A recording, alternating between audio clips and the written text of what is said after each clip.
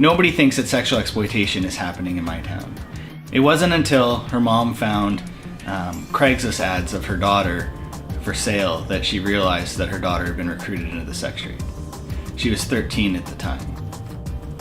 What do you need to know about human trafficking and sexual exploitation in Canada? If I were to give you a very simple definition of human trafficking, it would be anytime someone uses fear or violence or deception in order to exploit somebody. In Canada, when we're talking about sexual exploitation of a minor, we're referring to any time there's been an exchange of sex for something else. It can be money, it can be food, it can be a place to stay, it can be a favor. But anytime there's been an exchange for sex with a minor, you have sexual exploitation, and that's a crime in Canada. It can look like internet blackmail, where somebody blackmails someone to take off their clothes or perform sexual acts. It can look like sexting, where a student takes a picture of themselves naked and sends it to somebody else. In that case, you actually have 3 crimes that have taken place. The person who took a picture of them has created child pornography. The person who sent that picture has distributed child pornography, and the person who viewed it has actually viewed child pornography, and all 3 of which are crimes in Canada. Probably the most common way that kids are recruited into the sex trade is through somebody close to them. Often it's a boyfriend or a girlfriend or even a family member. They use this place of trust to then groom them into the sex trade.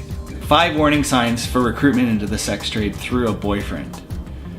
The first is an age or a power difference in the relationship. It doesn't have to be a huge number of years, but if there's a power difference in the relationship, then that's your first sign.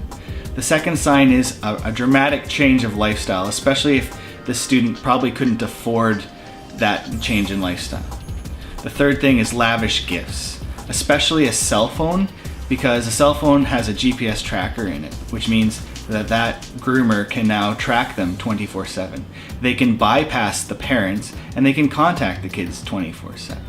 So jewelry, expensive jeans, any kind of lavish gifts, you have to understand that later on in the process, that's going to be used against them, and they're going to be presented with a bill for everything that they've ever been given.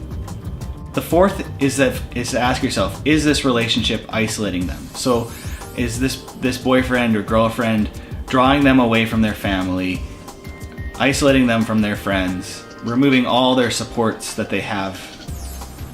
The fifth is your gut instinct. So if the hair on the back of your neck stands up on end, then please, please, please, please do something.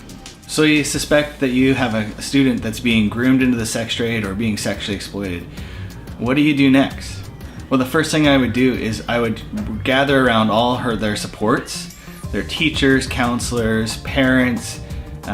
If you can find out what organizations are involved in sex trafficking prevention in your area, call them and just begin to build a support network and a plan around them.